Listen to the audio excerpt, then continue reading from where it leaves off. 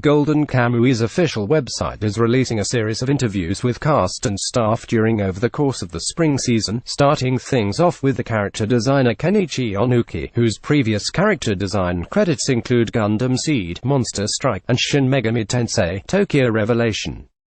We've translated the first interview and will be putting up the rest of the interviews as they're posted so you can follow along. Tell us what you thought when you first read the Golden Kamui manga. People had been telling me that it was really good, so when they published a sample chapter for the ebook version I decided to give it a try. It was as good as everybody said it was, so I bought every volume and read it right there.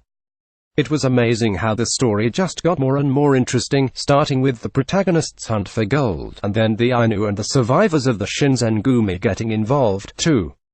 At the time, I never thought I'd be doing the character designs for the anime, so I was really surprised when I got the offer.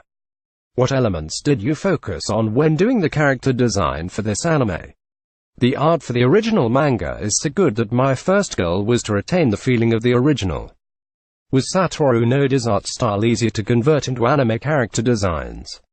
Or was it difficult? Please tell us why. This is kind of the same as my last answer, but not only is the art itself good, but even little details like the characters' belongings and the clothes they wear are all very well drawn and based off of reference documents, so it was very difficult to lower the number of lines in the art enough to animate it.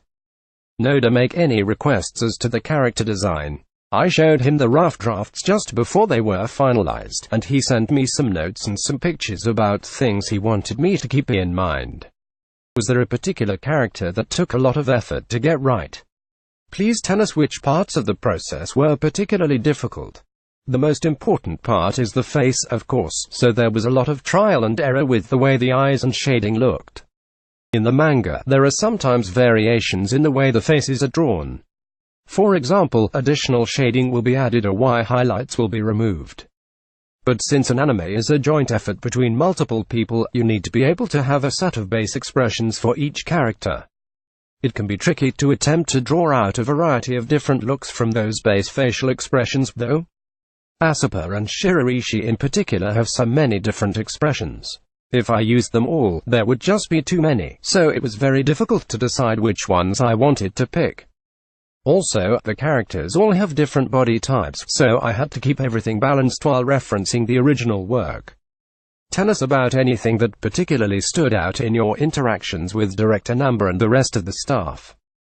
Before the work really got started, we went location scouting in Hokkaido. Since we were there to do research, we were taken to places that are ordinarily off-limits, and shown real guns and other items from the time period. We also got to hear a lot of interesting stories. That really stood out to me. Tell us how it felt to participate in this project, and what your hopes are for the finished anime. It's not often you get a chance to work on something that you were a fan of, so I've done the best I could to contribute in my own little way. I hope you'll cheer us on. Peter Fabian is an associate features editor for Crunchyroll, author of monthly Mangaka Spotlight, writer for Anime Academy, and contributor at Anime Feminist. You can follow him on Twitter at Peter Fabian.